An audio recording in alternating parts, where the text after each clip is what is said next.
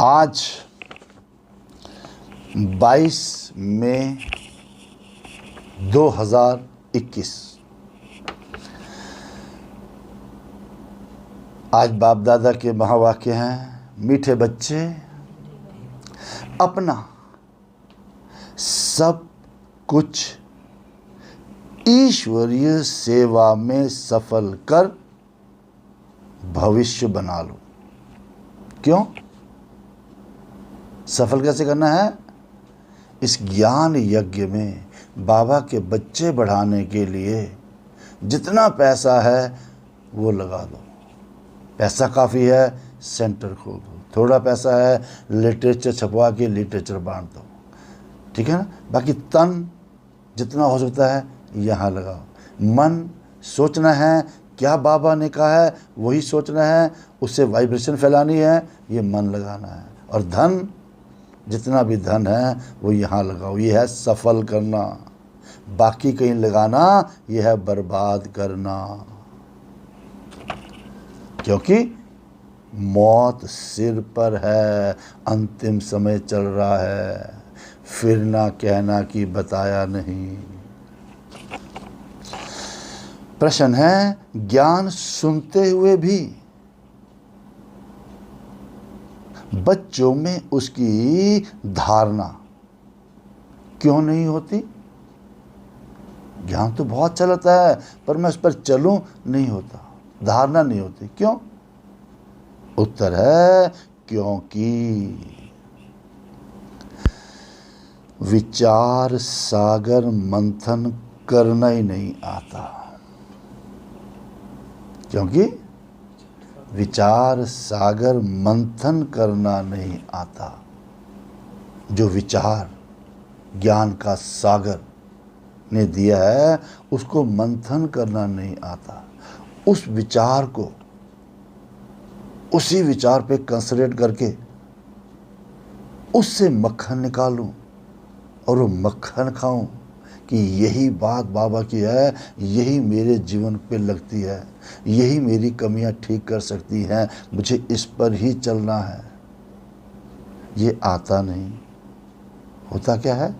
बुद्धि योग देह और देह के संबंधों में लटका हुआ है। या अपनी देह याद आएगी, या बच्चे याद आएंगे, देह के संबंधी याद आएंगे। इसका मतलब पहले जब बुद्धि से मोह निकले तब कुछ धारणा भी हो। बुद्धि से जब मोह निकले, मोह किसे होता है? अपनी देह से, या अपने बच्चों से, या अपने आइडियाज से। जो मैंने कहा ना ये बिल्कुल ठीक है, इससे ही ठीक होगा, इतना अच्छा मैंने आइडिया दिया, ये मोह होता है इससे। फिर बाबा ने मोह को डिफाइन किया, मोह ऐसी चीज है जो एकदम बंदर बना देता है। बंदर क्या होता है? बंदरी का बच्चा मर भी जाता है तब भी उसको छोड़ती नहीं है, उसके चिथड़े चिथड़े निकल जाए चाहे, छोड़ती नहीं है उसको। उसको लगता है मेरा बच्चा दुनिया में सबसे स्वीट है, सबसे अच्छा है, कोई और थोड़ा भी छेड़ेगा खा जाएगी उसको। तो हमें भी चेक करना है, हम भी कहीं ऐसे तो नहीं हैं।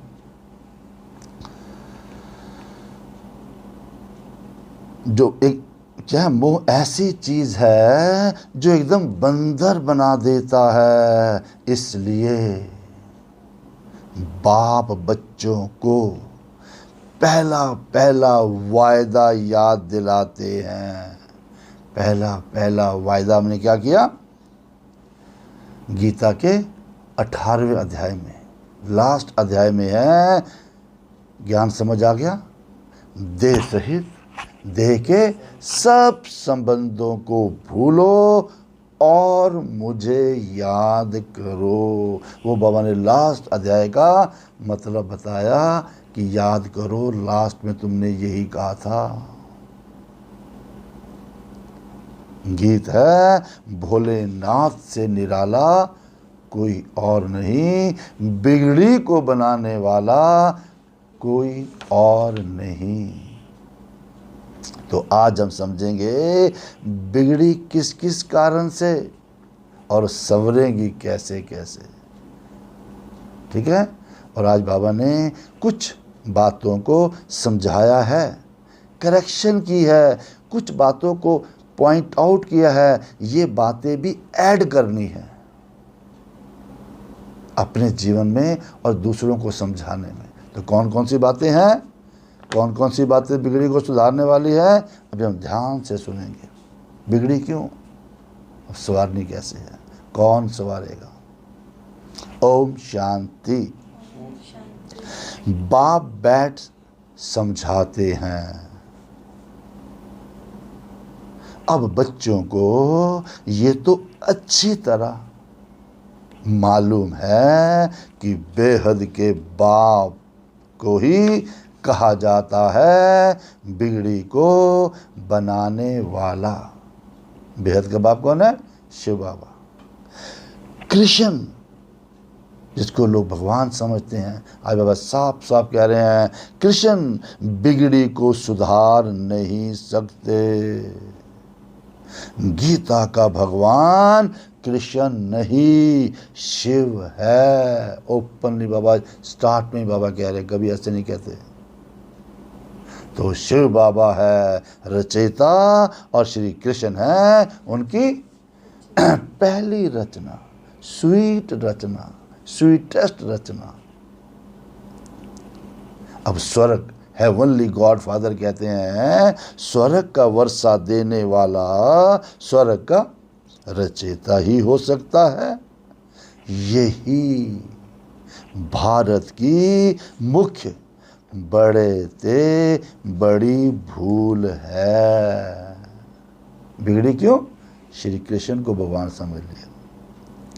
अब कृष्ण को बाबा यानी बाप कोई कह ही नहीं सकता। उस बच्चे को कैसे फीलिंग आएगी बाप कहने की?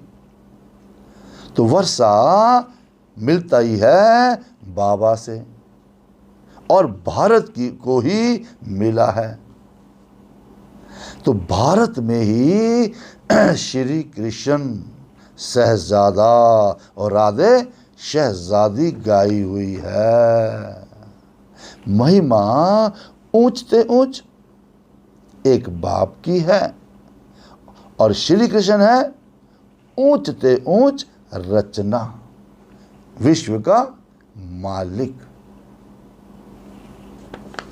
उनको कहा जाता है, श्री कृष्ण को क्या कहा जाता है? सूर्यवंशी, डीटी डायनेस्टी। ठीक है ना? सूर्यवंशी जो डीटी डायनेस्टी थी उनको कहा जाता है गीता। गीता क्या है फिर? गीता ज्ञान क्या दिया? गीता ज्ञान ने क्या दिया? मुरली से क्या मिला? गीता आदि सनातन देवी देवता धर्म का शास्त्र है। अब सतयुग में तो किसी को ज्ञान सुनाया नहीं है। श्री कृष्ण तो सतयुग में थे, वहां तो ज्ञान नहीं सुनाया। तो संगम पर ही बाप ने सुनाया है।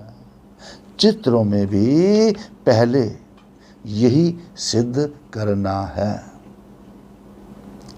दोनों के चित्र देते हैं, गीता का भगवान कौन और श्री कृष्ण कौन।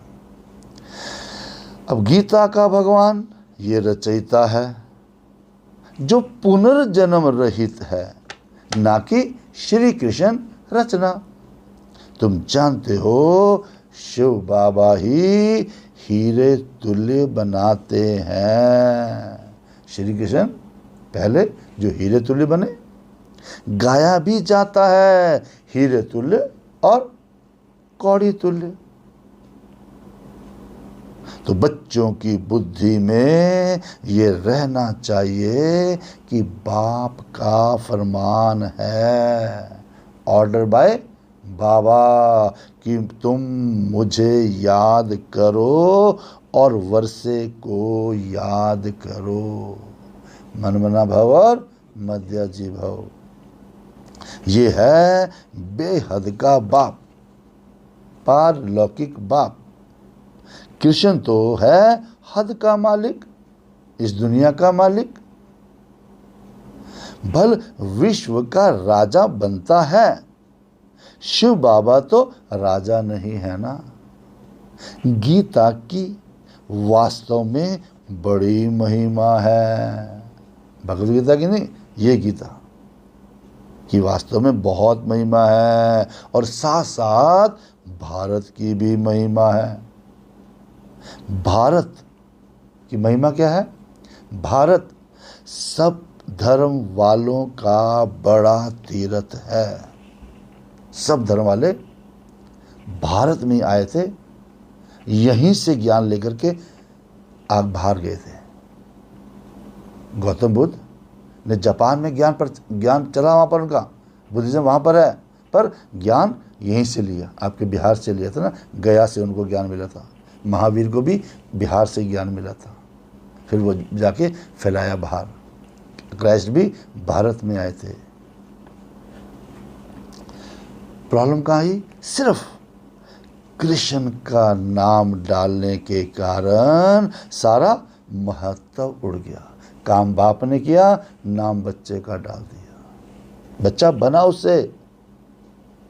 तो इस कारण ही बच्चे का नाम डालने से ही भारत कौड़ी तुल्य बन गया है।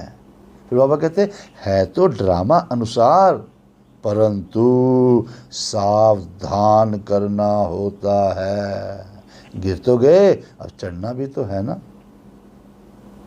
जब पता है ये रास्ता आगे खड्डे में जाएगा, कोई गिर गए हैं, लास्ट में बताने वाला भी चाहिए ना, डाइवर्शन, भैया इधर से मुड़ जाओ, ये रास्ता खड्डे में जाएगा। तो बाप समझाते बहुत अच्छी रीति है। दिन प्रतिदिन गुहिया बातें, डीप बातें सुनाते रहते हैं। तो फिर पुराने चित्रों को बदलकर दूसरा बनाना पड़े। पहले चित्र थे, बनाते थे, फिर बाबा मॉडिफाई करते थे, ऐसे ऐसे ऐसे करो। अब ये तो अंत तक होता ही रहेगा।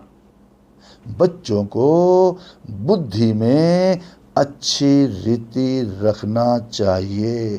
कौन सी बात? कौन सी बात अच्छी रीति रखनी है बुद्धि में? शिव बाबा हमको वर्षा दे रहे हैं, वसीयत सारी शिव बाबा हमको दे रहे हैं। कैसे मिलेगी? कैसे मिलेगी? कहते हैं माम एकम याद करो, मुझ एक को याद करो तो विक्रम विनाश होंगे। कृष्ण को याद करने से विक्रम विनाश नहीं होंगे। क्यों? श्री कृष्ण सर्वशक्तिमान तो है नहीं, ऑल माइटी अथॉरिटी है नहीं, सर्वशक्तिमान है बाप, और वर्षा भी वही देते हैं। और मनुष्य, दुनिया वाले कृष्ण को ही याद करते रहते हैं। फिर बाबा ने कहा चलो अच्छा समझ लो, कृष्ण ने ही कहा है, बहुत कृष्ण से अटैचमेंट है, चलो श्री कृष्ण ने ही कहा है। क्या कहा लास्ट में उन्होंने? लास्ट अध्याय में क्या बोला? वो भी कहते हैं देह देह के संबंध छोड़ माम एकम याद करो। श्री कृष्ण तो देह है, देह के संबंध छोड़े कैसे? तो कहने वाला कौन? शिव बाबा ही होगा। तो अल्टीमेटली याद तो बाबा, उसने कहा कि मुझे करो एक को, अपनी देह को भी याद नहीं करना है। यानी आत्मा तो बाप को याद करेगी ना। कृष्ण तो सभी आत्माओं का बाप नहीं है। तो ये सब विचार सागर मंथन कर बुद्धि में धारण करना चाहिए। ये सब विचार सागर मंथन करके बुद्धि में धारण करना चाहिए। ठीक है? अब दूध में से मलाई निकलेगी, उसको मंथन करेंगे तो क्या निकलेगा? मक्खन, है ना। अब आप पानी को मंथन करते रहो, क्या मिलेगा? दुनिया की बातें पानी की तरह है ना। उससे कुछ नहीं मिलने वाला। उसने क्या कहा, उसने क्या कहा, सबके अपने अपने कंसेप्ट है। जो बाबा ने कहा उससे ही मक्खन मिलेगा और मक्खन आपको तंदुरुस्त बनाएगा। अब कोई कोई प्रॉब्लम कहाँ आई? अब बिगड़ी क्यों? पहले बताया श्री कृष्ण को भगवान मान लिया। अब दूसरी बात, कोई कोई मोह में फंसने के कारण, अटैचमेंट के कारण फिर धारणा नहीं कर सकते। तुम गाते आए हो और संग तोड़ आप संग जोड़ेंगे। और क्या बोला? मेरा तो एक शिव बाबा, दूसरा ना कोई। जो शिव बाबा ने कह दिया, मुरली में कह दिया, मुझे वैसे ही चलना है, वैसे ही करना है। परंतु क्या होता है? मोह, अटैचमेंट। दिखता नहीं मोह वाले को, मेरे को मोह है, दिखे फिर तो प्रॉब्लम ही नहीं है। अगर आपको 1 से 2 से 4 से पर्टिकुलरली उनकी बात ही अच्छी लगती है तो वो मोह है। और मोह होता है स्वार्थवश। मोह मीन्स स्वार्थी बनता है ये, ठीक है। जो प्यार होगा वो कभी स्वार्थी नहीं होगा, वो दिल का प्यार होता है। तो हमेशा प्यार रखो, मोह नहीं रखना। और लोग समझते हैं मोह मीन्स बहुत ज़्यादा प्यार, नहीं, मोह मीन्स बहुत ज़्यादा स्वार्थी बंदा। परंतु मोह फिर ऐसी चीज़ है जो एकदम बंदर बना देती है। बंदर में मोह और लोभ बहुत होता है। साहूकार लोगों को भी समझाया जाता है कि अभी मौत सामने खड़ा है, यानी पूरे वर्ल्ड में पूरी बॉम्ब्स, एटॉमिक पावर पूरी तैयार है। एक ने भी कंप्यूटर्स है, बटन दबाया तो पूरी दुनिया पता नहीं लगेगा विनाश कैसे होगी। बाबा सिर पर मौत खड़ी है। ये सब जो आपके पास है, ये सब क्या करो? विनाश तो हो जाएगा। क्या करो? ईश्वरीय सेवा में लगाओ और भविष्य बना लो। परंतु बंदर मुआफिक लटक पड़ते हैं। बंदर क्या करेगा? बस मेरे बच्चों को मिले, बस मेरे बच्चों को मिले, बस, और कोई देखे भी ना उसकी तरफ। परंतु बंदर मुआफिक लटक पड़ते हैं, छोड़ते ही नहीं।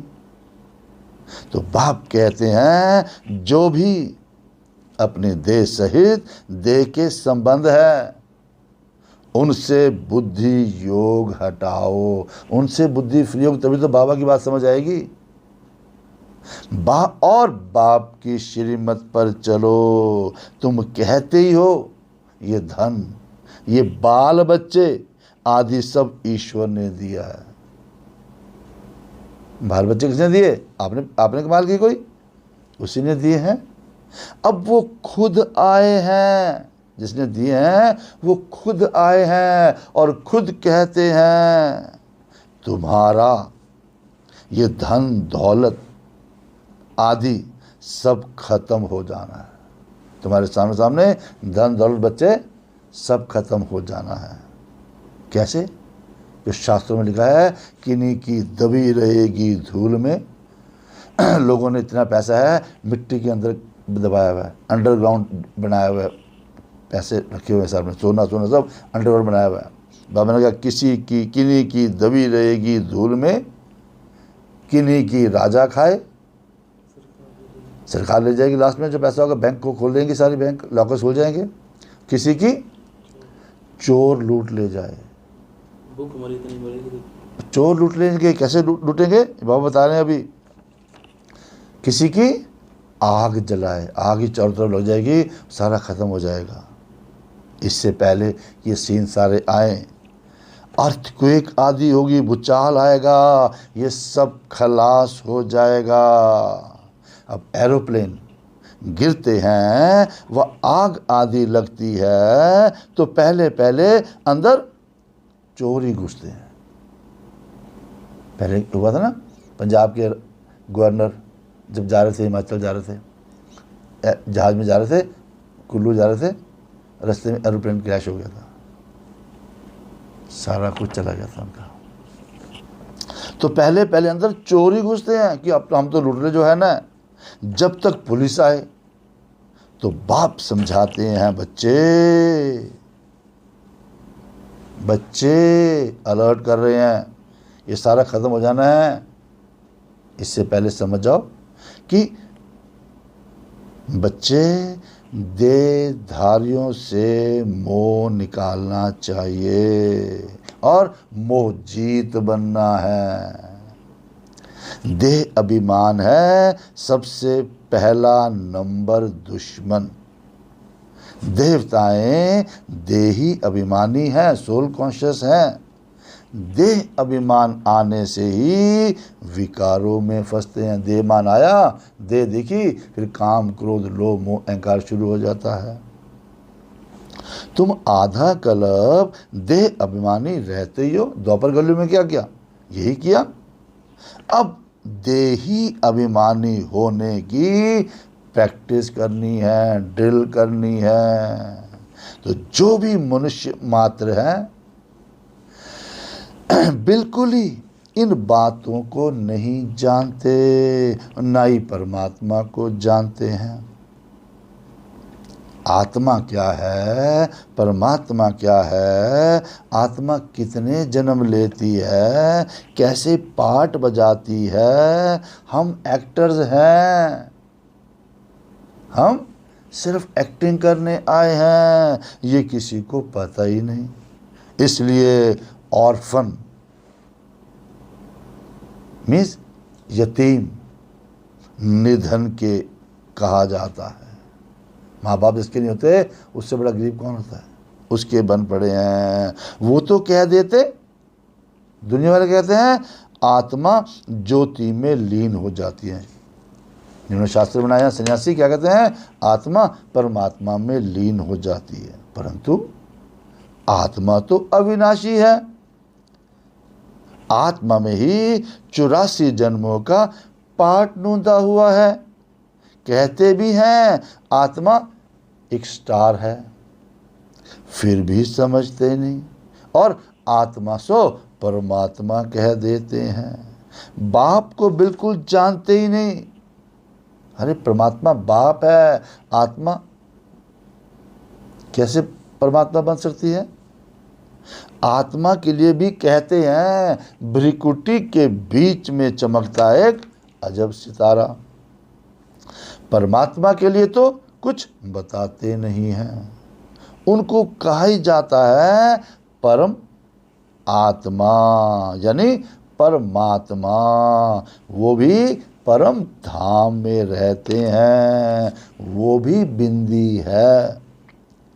फर्क है दोनों में? फिर सिर्फ पुनर्जन्म रहित है और आत्माएं पुनर्जन्म में आती हैं। तो कैसे पता लगे लोगों को कि आत्मा पुनर्जन्म में आती है? ये भी बाबा ने बताया आगे। परमात्मा के लिए कहा जाता है ज्ञान का सागर, आनंद का सागर, पवित्रता का सागर, मीन्स भरपूर है वो। अब देवताओं को ये वर्षा किसने दिया?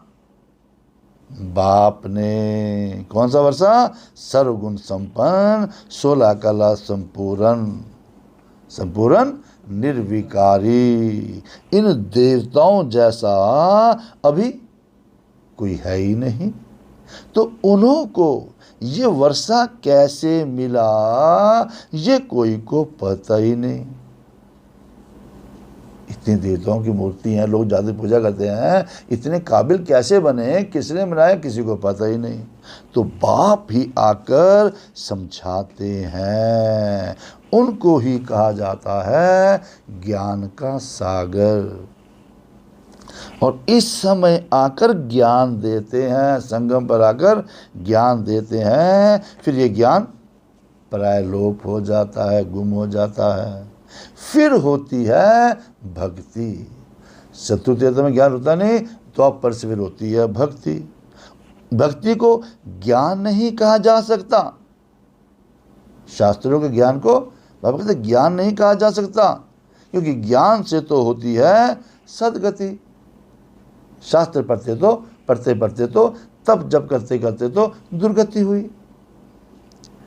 तो जब दुर्गति हो तभी तो सर्व का सदगति दाता ज्ञान का सागर आए।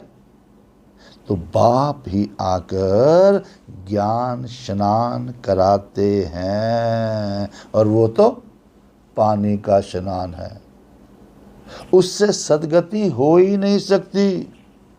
ये थोड़ी बातें भी धारण करनी चाहिए। आज धारण क्या करनी है? श्री कृष्ण भगवान नहीं है, ठीक है, और मोह बंदरी बना देता है, बंदर बना देता है। और भक्ति मार्ग में ज्ञान नहीं है, सदगति नहीं होती। अब मुख्य जो अच्छे अच्छे चित्र हैं वो बड़े बड़े होने चाहिए, जो कोई अच्छी रीति समझ जाए। अक्षर यानी बड़े अच्छे हों। चित्र बनाने वालों को ये बुद्धि में रखना चाहिए, किसी को भी बुलाना है, निमंत्रण देकर कि आकर परमपिता परमात्मा का परिचय लो, और भविष्य 21 जन्म के लिए बाप से वर्षा लो। एक ये जन्म और अगले 20 जन्म का वर्षा लो। कैसे बोलना है? भाइयों बहनों, पारलौकिक बाप से बेहद सुख का स्वराज्य कैसे मिलता है, सो आकर समझो। बेहद के बाप से वर्षा पाना सीखो। इसमें डरने की तो कोई बात ही नहीं।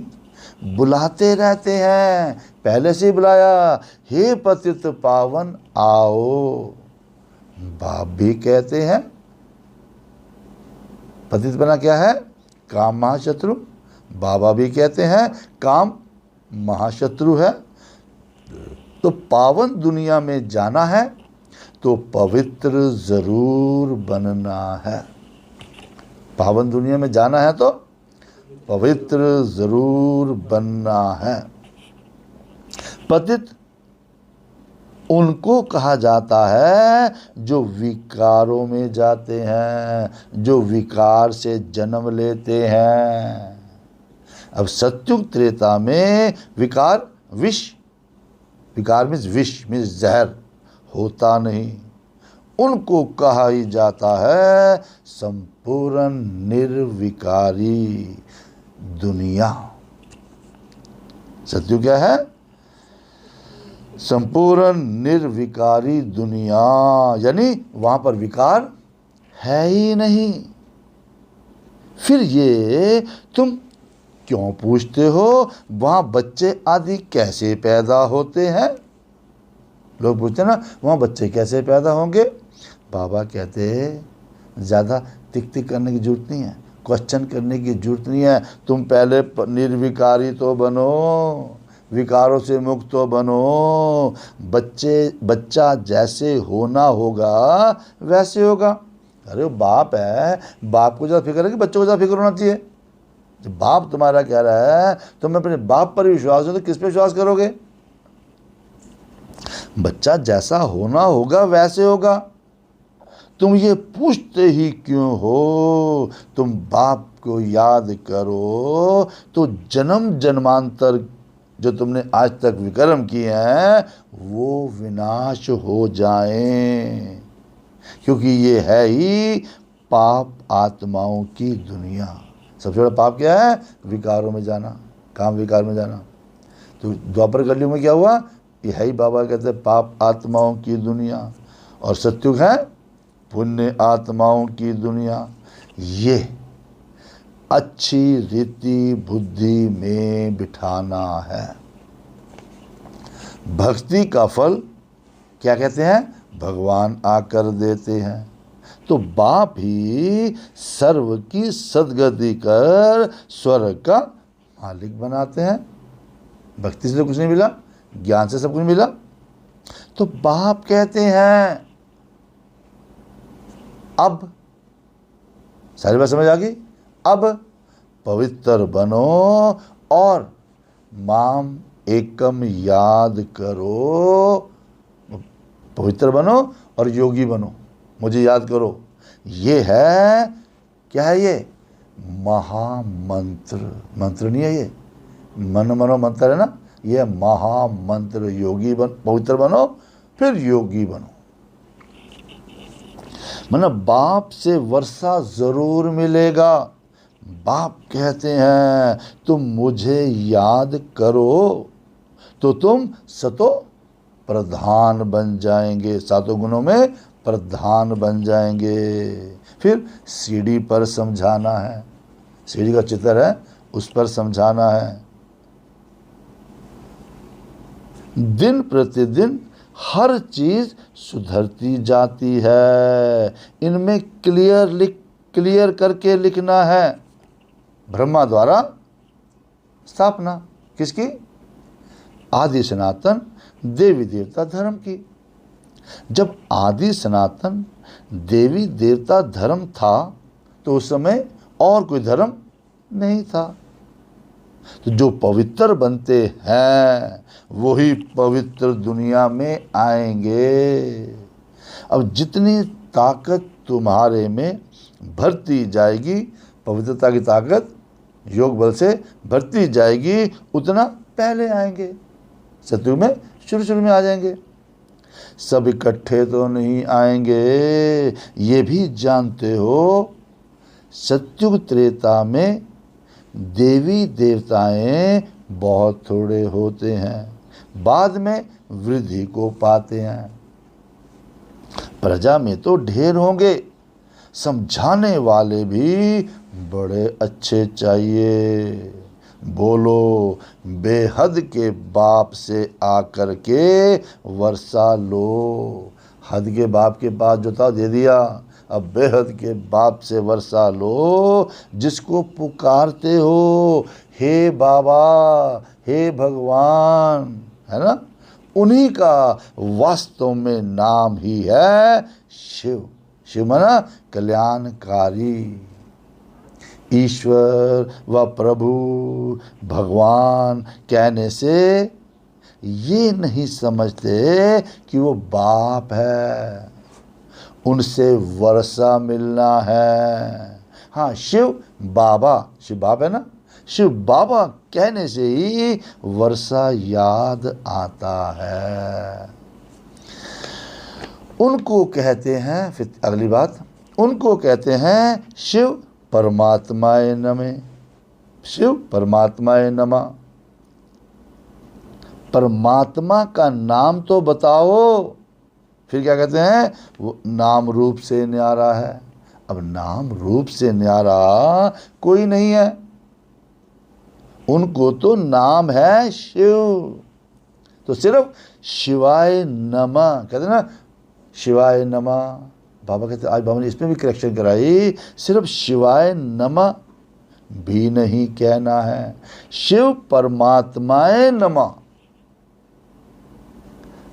तो हर एक अक्षर को बहुत अच्छी रीति क्लियर करके समझाना होता है।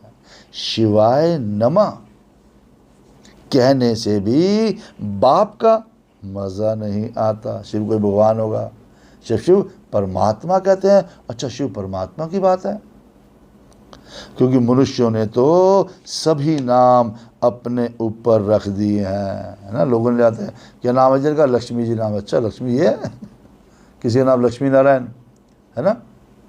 अलग अलग भगवान के नाम पर लोगों ने अपने नाम डाल रखे हैं। राधे कृष्ण, अवतार कृष्ण, है ना, ऐसे ऐसे लोगों ने नाम डाल रखे हैं, है ना। फिर शिव, वो कहते हैं शिवो हम ही शिव हैं, तुम भी शिव हो, ऐसे लोगों ने नाम डाल दिए।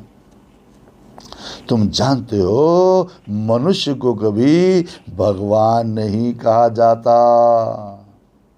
जब ब्रह्मा विष्णु शंकर को भी देवता कहा जाता है तो किसी मनुष्य को भगवान कह ही नहीं सकते। तो बाप रचयिता तो एक ही निराकार है। जैसे लौकिक बाप बच्चों को रचते हैं ना, लौकिक बाप बच्चे पैदा करते हैं, फिर उनको वर्षा देते हैं, जो प्रॉपर्टी तो देते ही हैं, वैसे ही बेहद का बाप भी वर्षा देते हैं। भारत को विश्व का मालिक बनाते हैं। सारी दुनिया का पतित पावन, पतितों को पावन बनाने वाला एक ही बाप है। ये दुनिया वाले थोड़े ही कोई जानते हैं। हमारे धर्म स्थापक भी इस समय पतित हैं, कब्र दाखिल हैं। जितने भी धर्म स्थापक थे सब घोर कलयुग में तो बैठे हैं अभी, है ना। ये किसी को पता ही नहीं है, अभी तक भी उनकी पूजा पाठ कर रहे हैं। ये पता नहीं कि हमारे साथ ही कहीं हैं वो भी। सब अभी सबकी कयामत का समय है। जिसने भी जो कर्म किए हुए हैं सब ने अकाउंट यहाँ पर सेटल करने हैं, वो समय आ गया है। तो बाप ही आकर सबको उठाएंगे, है ना। बाप ही आकर उठाएंगे। कयामत के समय ही खुदा या भगवान आते हैं। वही है ज्ञान का सागर। क्योंकि लिखा है कब्र दाखिल सब हुए पड़े हैं, तो वो सोचते हैं कि कब्र भगवान आएगा लास्ट में, तब ने अपनी कब्रें बहुत अच्छी अच्छी बना रखी है, सजा रखी है, भगवान आएगा हमें कब्र से निकाल के हमें जान डाल देगा, ऐसा लोग सोचते हैं, है ना। लिखा हुआ है फिर गीता में क्या लिखा हुआ है, सागर के बच्चे भस्मीभूत हो गए थे, यानी काम चिता पर बैठ काले आयरन एज बन गए थे। सागर के बच्चे भगवान के बच्चे, जो पहले भगवान की रचना ब्रह्मा द्वारा स्थापना थी, जो देवी देवता बने, वही विकारों में चले गए। ये शास्त्रों में लिखा हुआ है। पापा का चलो हो गए ना, फिर सुंदर कैसे बनेंगे, कैसे बने सुंदर, जो हो गया तो हो गया ना, आगे का चलो कैसे सुंदर बनेंगे। उसके लिए बाप कहते हैं याद की यात्रा से सुदर्शन चक्कर फिराते रहो, सुंदर बन जाएंगे। तो योग अक्षर कहने से मनुष्य कंफ्यूज हो जाते हैं, मूंझ जाते हैं। तो बाप कहते हैं मुझे याद करो तो अंतमति सुगति हो जाएगी। कितना सहज समझाते हैं, फिर भी ये बातें बुद्धि में क्यों नहीं बैठती है। कितना स्पष्ट सिंपल वे में बाबा ने समझाया, फिर भी क्यों नहीं बैठती, फिर भी क्यों नहीं बातें से बैठी, चलते क्यों नहीं इस हिसाब से।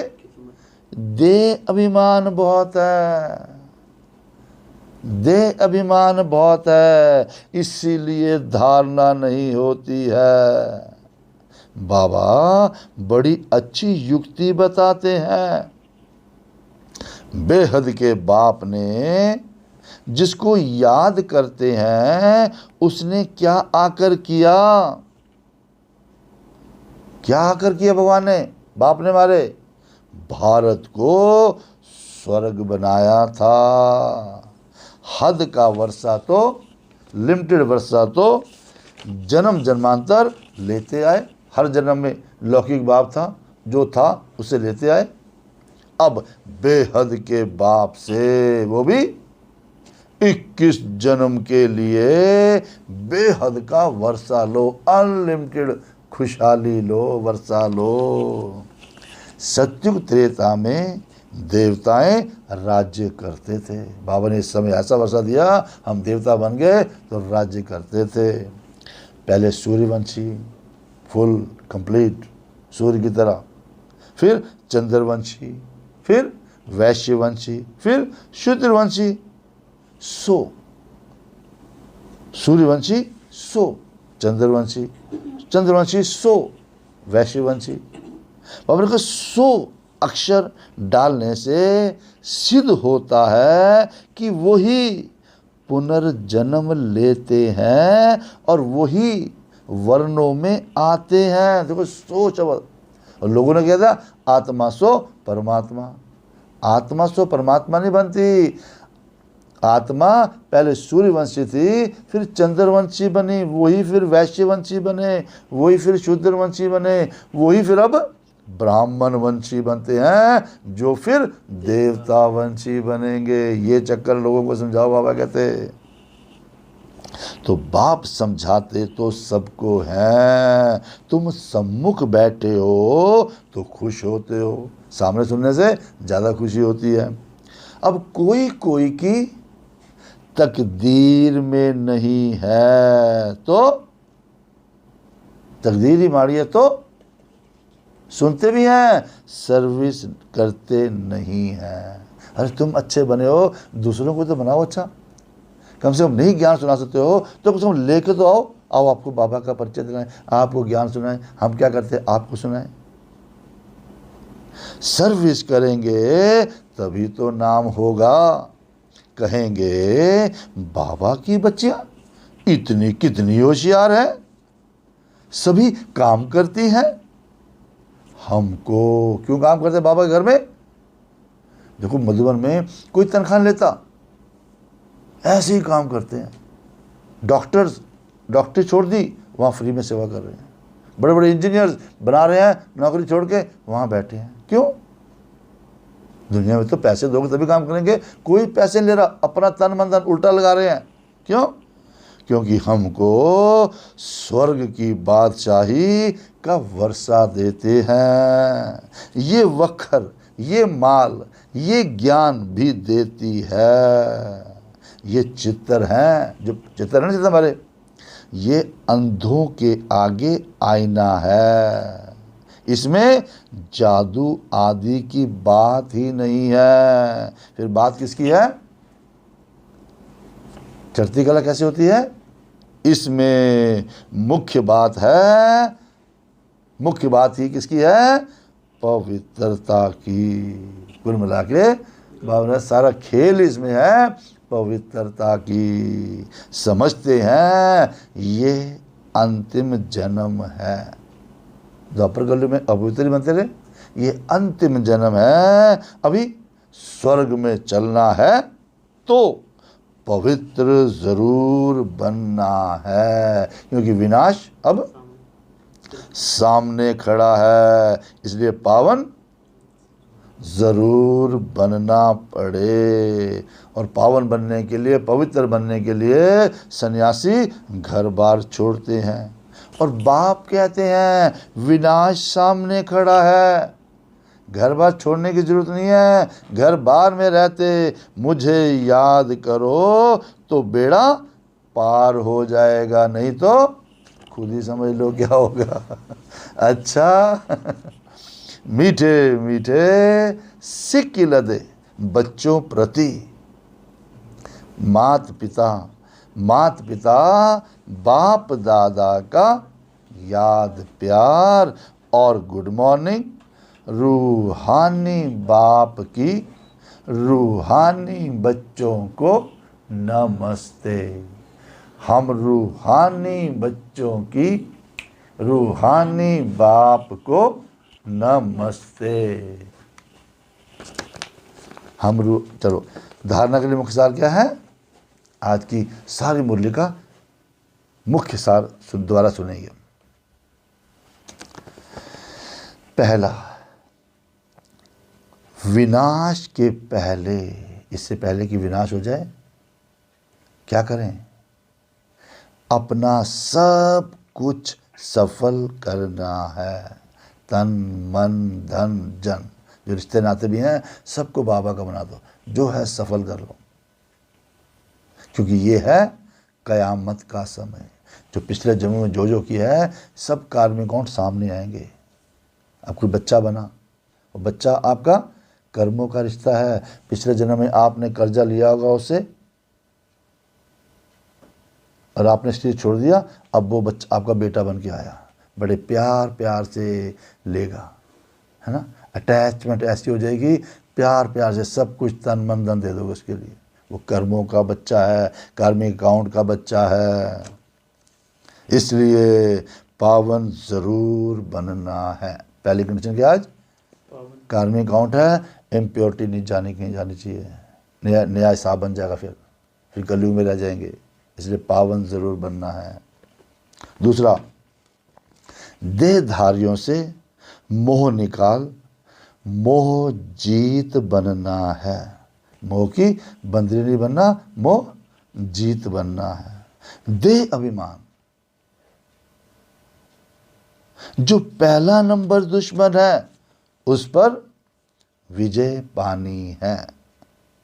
उसके लिए और सब संग तोड़, बाप से बुद्धि योग जोड़ना है।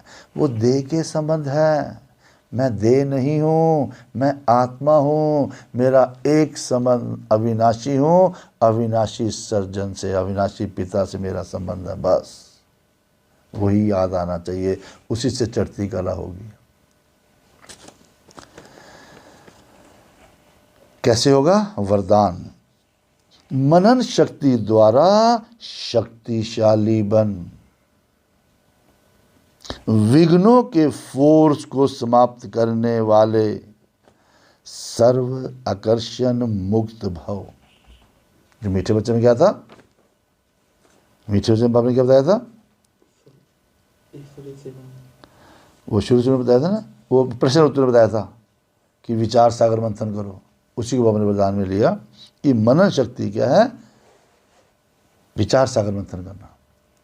तो मनन शक्ति द्वारा, बोलता हूं, मनन शक्ति द्वारा शक्तिशाली बन, विघ्नों के फोर्स को समाप्त करने वाले सर्व आकर्षण मुक्त भव। आज मैं देखना है कोई चीज मुझे आकर्षित तो नहीं करती। एक है अटैचमेंट, एक है आकर्षण। अटैचमेंट तो बच्चों से होती है, अपने परिवार से होती है, आइडिया से होती है ज़्यादातर। आकर्षण किसी चीज़ से भी हो सकती है। तो आज चेक करना हमने, अटैचमेंट तो नहीं है, कहीं आकर्षित तो नहीं होते हम, याद चेक करना है। कैसे होगा? सब आकर्षण से मुक्त कैसे हो जाएंगे? जब विघ्नों के फोर्स को समाप्त करेंगे। विघ्न आते हैं, कोई थॉट बार बार आएगा, इतना फोर्स भी जाएगा, वो गलत नहीं करना चाहोगे, गलत हो जाता है। तो फोर्स आता है विघ्नों का, एक थॉट उसी के लिए चलता रहेगा। उस खत्म कैसे होगा? उसके लिए बाबा ने कहा मनन शक्ति द्वारा शक्तिशाली बनो।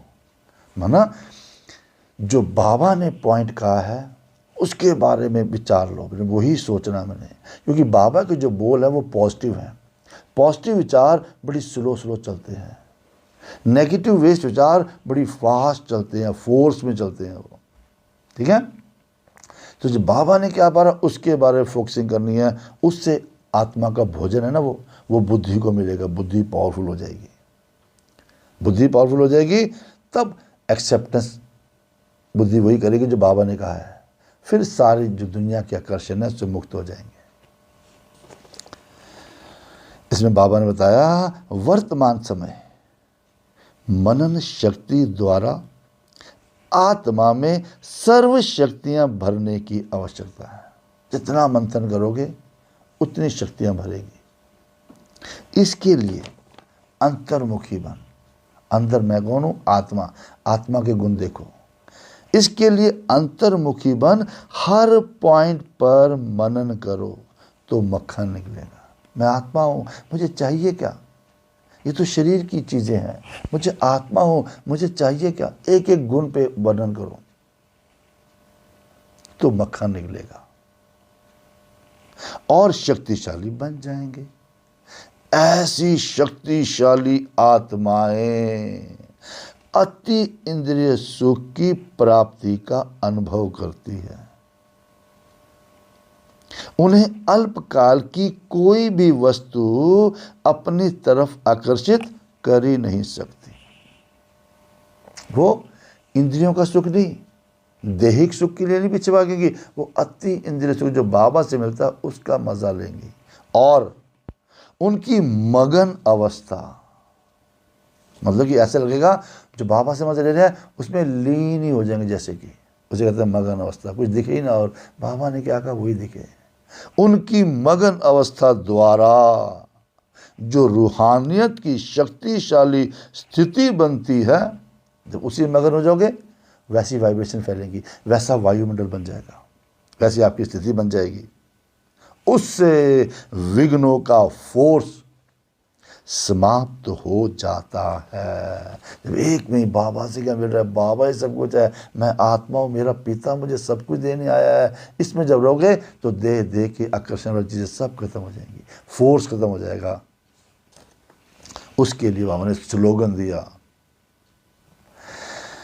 ब्राह्मण संसार में सर्व का सम्मान प्राप्त करने वाले ही तखत नशीन बनते हैं।